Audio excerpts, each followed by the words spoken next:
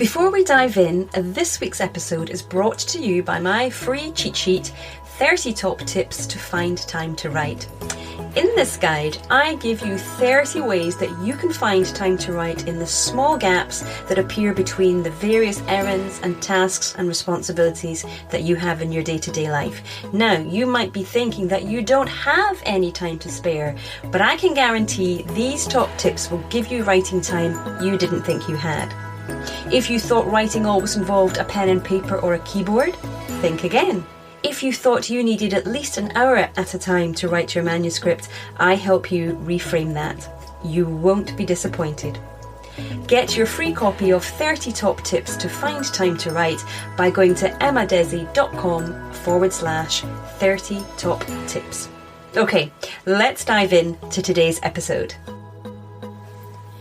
Cathy Otten is the published author of multiple historical romance novels and short stories. Her Civil War romance novel, A Place in Your Heart, was a 2016 RWA Northwest Houston chapter Lone Star winner, and her Western novel Lost Hearts was a 2008 Utah Salt Lake RWA Hearts of the West finalist. Cathy has been writing and making up stories as long as she can remember. Her first short story, Redemption of a Cavalier, was published in 2006, and she has been moving forward ever since. A year and a half ago, Cathy began the course to work to become a certified book coach through Author Accelerator and has recently begun helping clients meet their writing goals. She also teaches classes on writing online and at conferences. And when she's not writing, she enjoys walking her German Shepherd through the woods and fields of her Western New York farm country, or curled up with a good book and her cat. So I had a lovely chat with Cathy about her journey to writing, the books she writes, the real advantages to being part of a critique group, especially in the beginning stages of your writing. But she also gives us some tips on what to look out for and what makes a successful critique group. And then, of course, she tells us about her own coaching and how she helps writers write their stories and achieve what she has achieved with her books. So delve in, have a good listen, and if Cathy sounds like the lady for you, do get in touch and see if you can work together. All right, let's jump in. Well, Cathy, thank you so much for joining me today. I'm really looking forward to learning more about you and your writing. Thank you. Thanks for having me, Emma. Oh, pleasure. Why don't you tell us about how you got started on your journey to writing, and then we can talk later too about the book coaching that you do. Okay. I suppose I've always been the kind of person that wrote stories, made up stories. And I remember my mother used to buy these little golden books. You could get them in the store back in the day when I was a little kid. And she would buy them if she had extra money. And I wanted one. And she said, no, I don't have the money. If you want a book, why don't you write your own? So I did that. I started writing little stories on notebook paper and coloring the pictures and tying it together with yarn. And I've just always done that. I used to buy the Mead notebooks with the 5 sections. And I would just write stories in there. But it wasn't until the kids were little and I was, nursing them at 2 a.m. And there wasn't anything on TV back then. You didn't have what we have now. So I would buy these little Harlequin romances at the checkout at the grocery store. That's where they used to be. And I would read those. And I thought, gee, I could write this.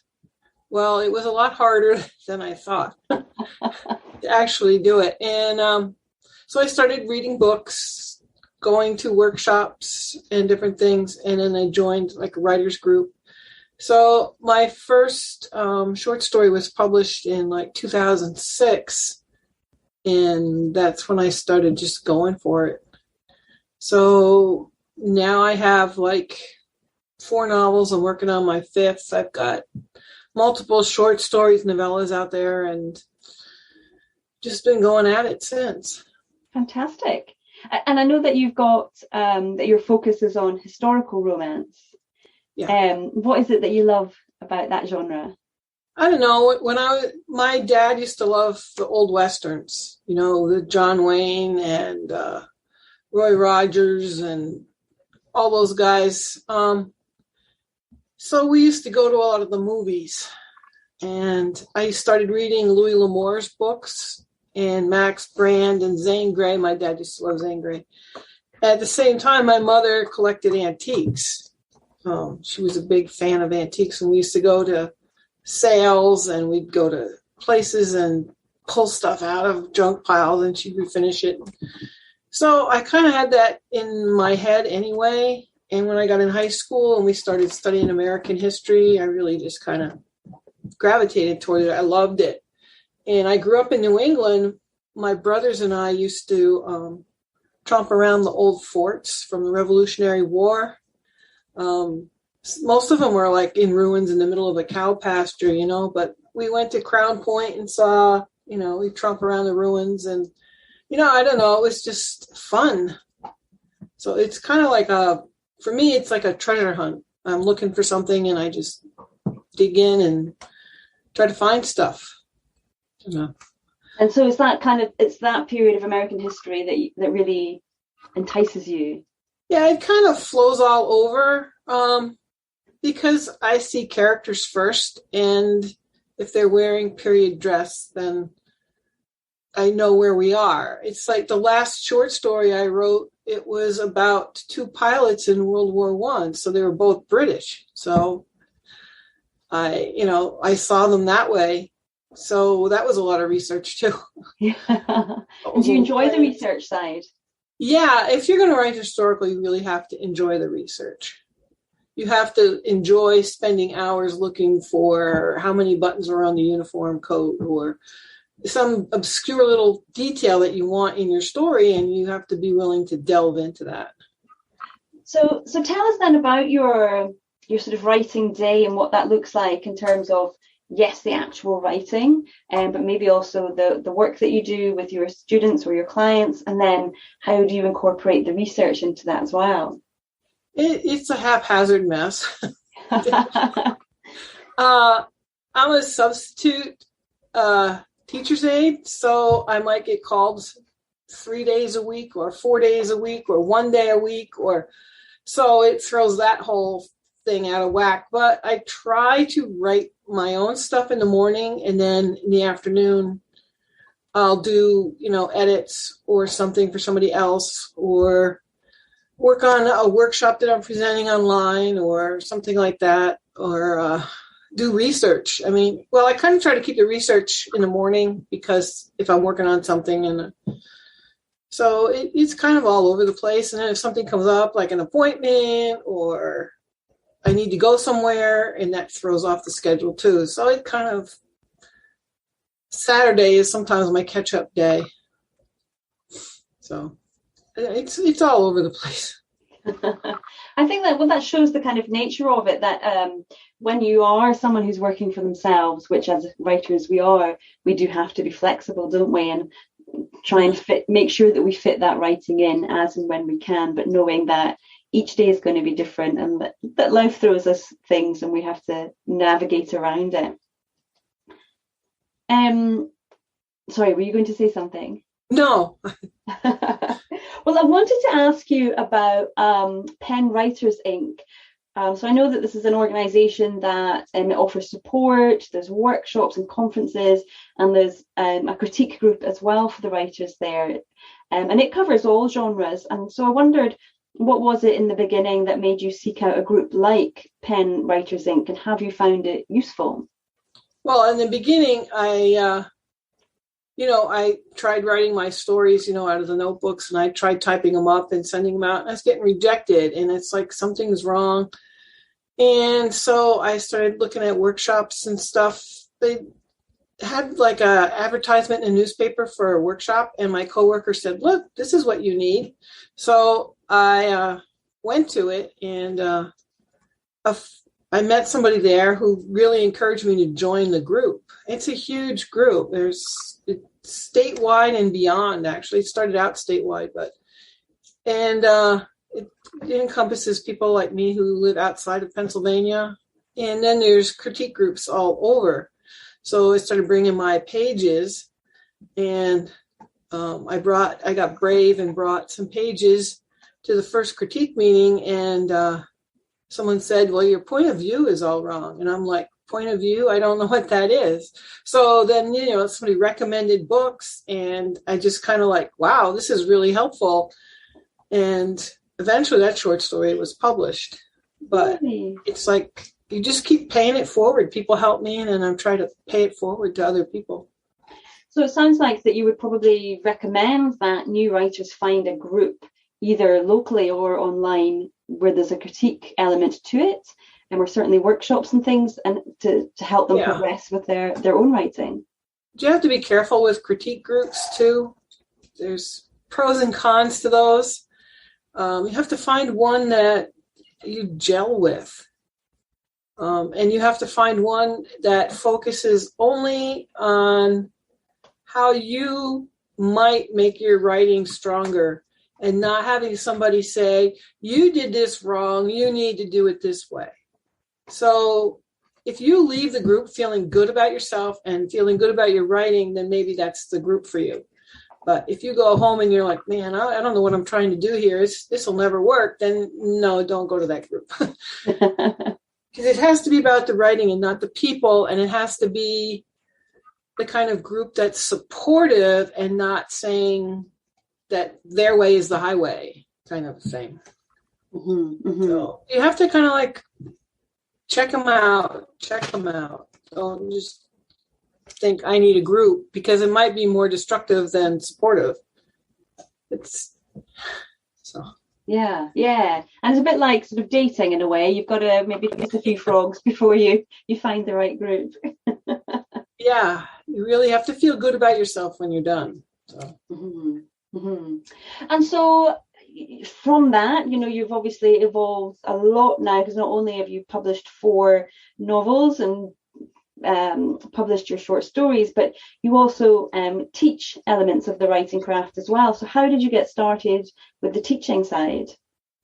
Well, it's been, a number of years at this, and reading and going to workshops. So eventually, you kind of move up it's like a learning curve for a writer. You start here where nothing gets published and you are terrible at craft.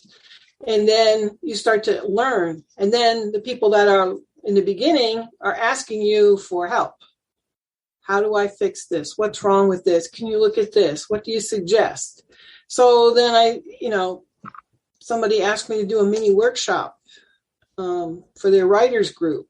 So then I did that. And then the local library asked me to do something. And then I was at one of those festivals in the middle of summer where people sell arts and crafts, and there's music and balloon animals and that sort of thing. And somebody came by the table. I was there with another writer friend, and she asked for us to do a workshop on writing for the Arts Council in that town. So we put something together, and we did that. And then I went to the local adult education center and took that whole program and said, would you be interested in this for your town? And they said yes. So we started doing that. And then when I started getting some momentum there, I was asked to do a couple of workshops for pen writers because pen writers is kind of like divided into areas because it's so big. So each area, according to how they run things, each area is supposed to do like a workshop or something for the area that they represent. And so we have a mini workshop, a mini conference every year. So I started doing 2 workshops for them, and then through promotion of that, then online, RWA chapter groups started asking me to do a workshop for them, different chapter groups. And then Savvy Authors is another organization that does workshops and different things for writers. And then they asked me if I want to do one. So I usually do 1 or 2 for them every year, and sometimes RWA. And then it just sort of it's a snowball, it keeps Yeah, it sounds piling like up. word of mouth got round and your people were enjoying what you were teaching, and so more Yeah. people asked you to do it. Yeah, that's kind of how it went. And so you've gone from sort of teaching writing craft, and you've expanded upon that now, and you're a book coach. So how did that evolvement start?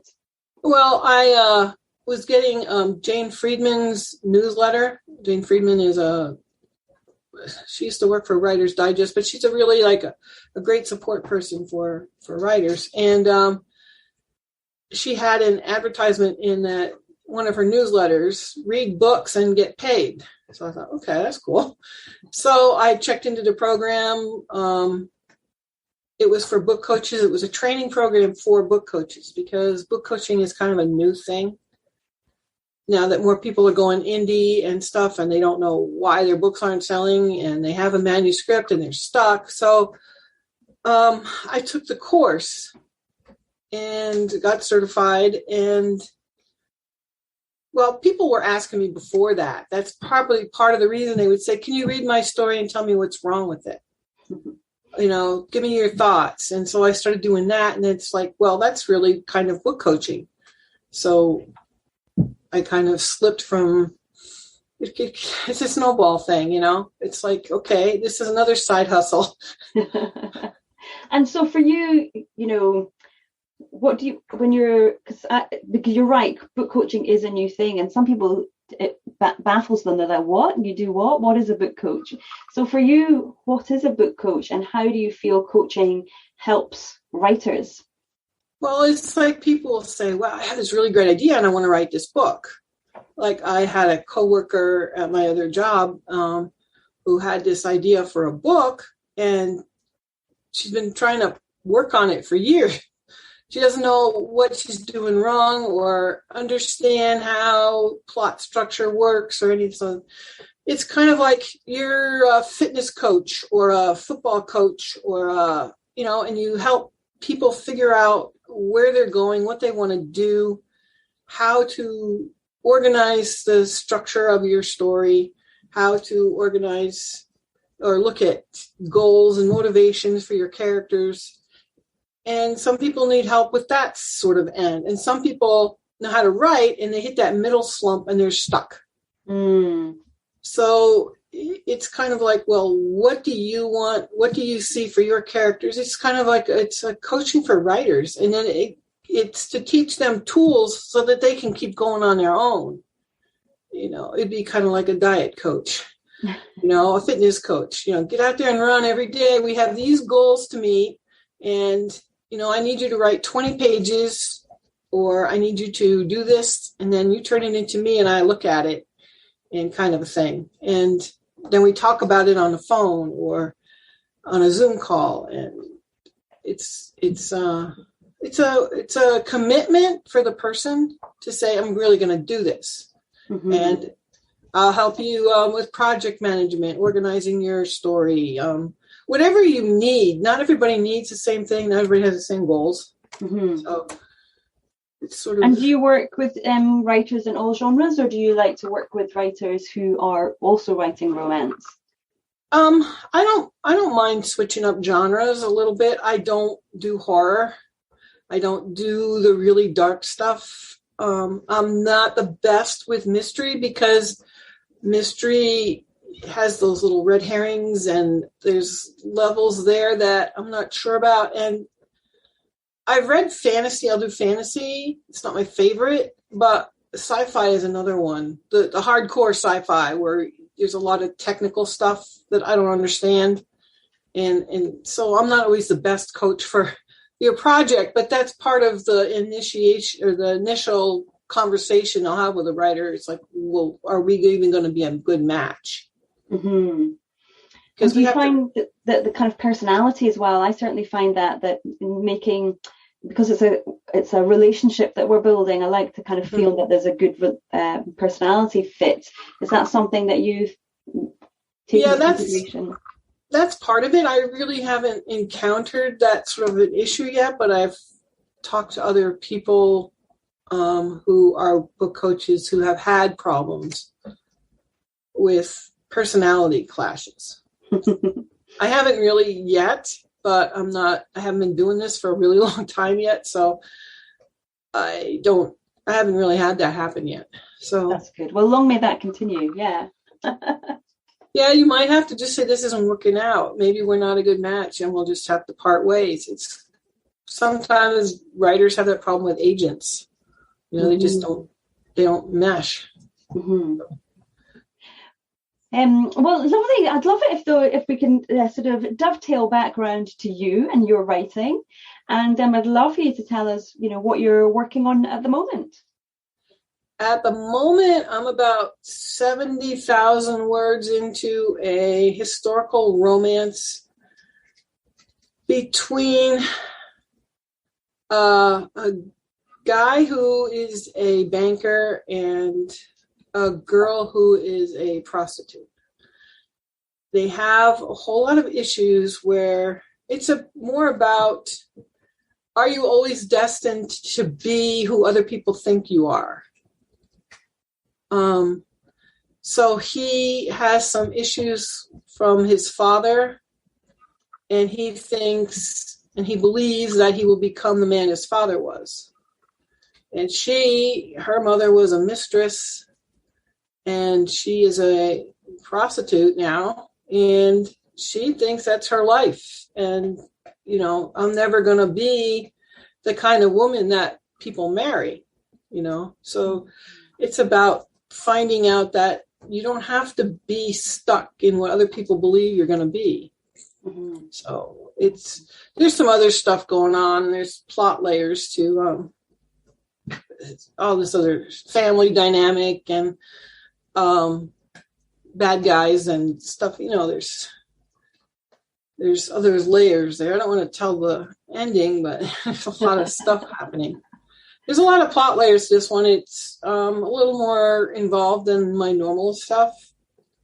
And is that a conscious decision, or is that kind of just how the story is evolving? It evolved, and part of it is the evolution of how the story went, and part of it is my ability as the writer learning curve. Yeah.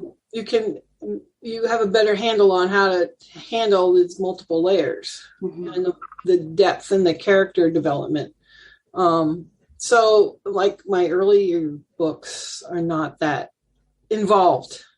Mm-hmm. Sometimes I like to play with modern things. Like I wrote my second book, the hero had PTSD, but they didn't know what it was, so it was like, dealing with some of that issue. I had a heroine with dyslexia.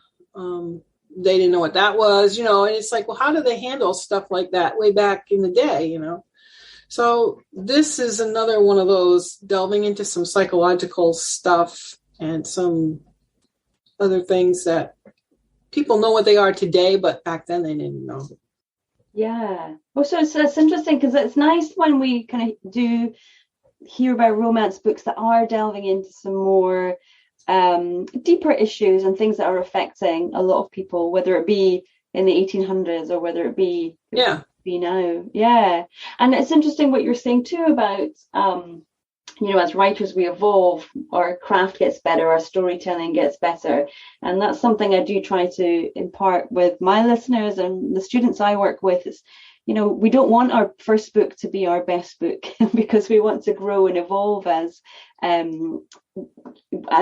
writers, and so that the books to come are going to get better and better and better, and that's part of the fun and also the sort of personal challenge that we hit a curve and we want to improve and we want to get better and challenge ourselves so we don't get bored with the stories we're telling either. Yeah, it can also generate fear that it's not going to be the next one's not going to be as good as the first one, or am I really going to be able to handle this? And it can cause some writer's block, that fear. So you kind of have to be aware of that too.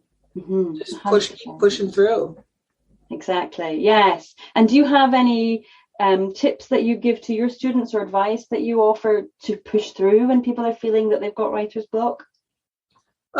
Sometimes it could be fear, like I just said. And sometimes it's just a problem and you haven't figured it out, you need to like step back. It's kind of like a mechanic or something, and they're fixing a car and they don't know something's not right and they don't know what it is, so they have to go back and Google something or watch a YouTube video, and so sometimes writers have to do that. They have to go back and look at, maybe this scene isn't working because I'm missing this element or that element, or so you kind of have to say, I'm going to step back and try to figure out what is missing from this scene.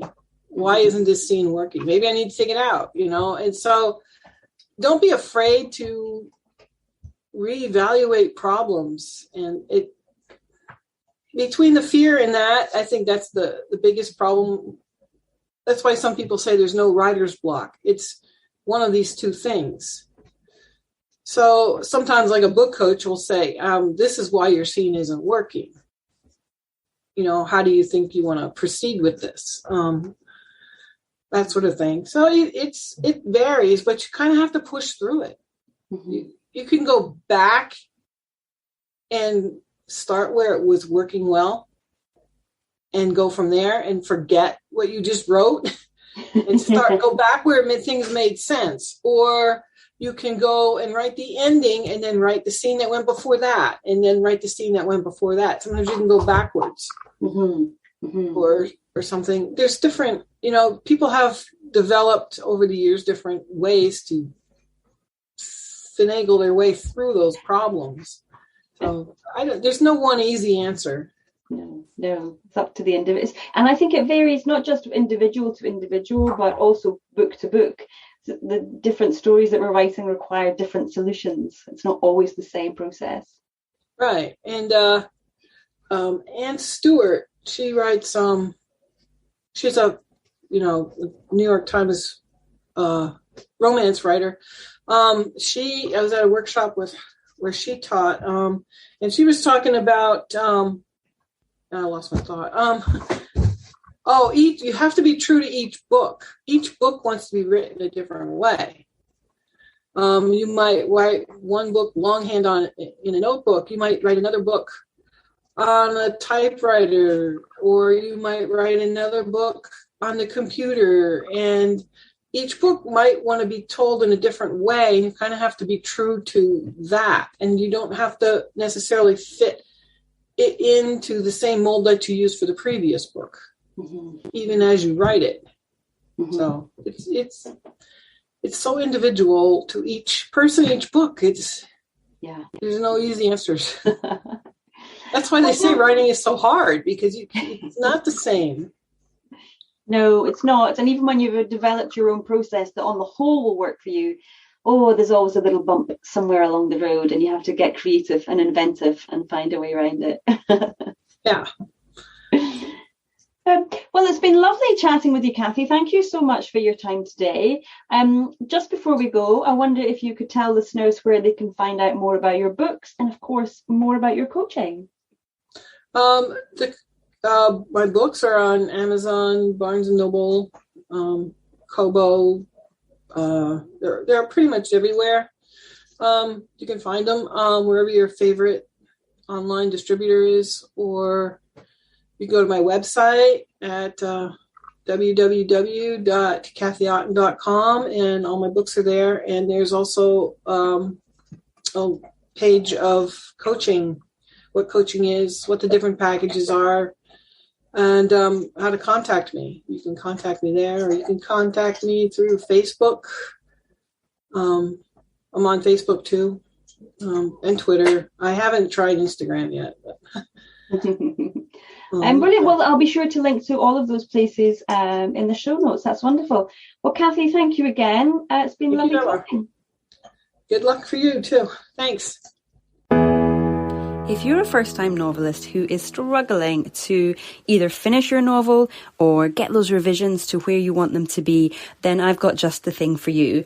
I have a small group coaching program which runs over 12 months, and over the course of that program I will help you fix those plot problems that you've been struggling with.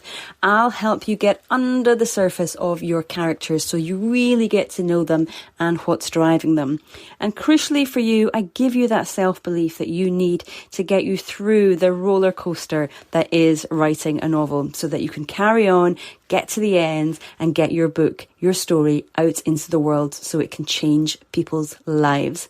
If that sounds good to you, if that is something that you'd be interested in doing, I know I can help you get to where you want to be.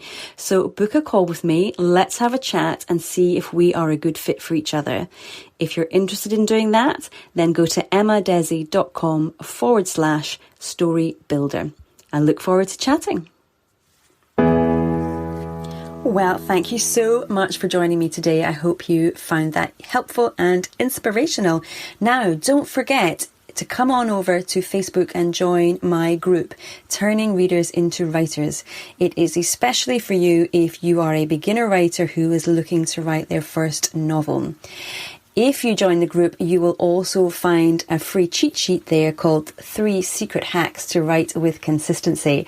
So go to emmadesi.com/turning readers into writers, hit join. Can't wait to see you in there. All right. Thank you. Bye-bye.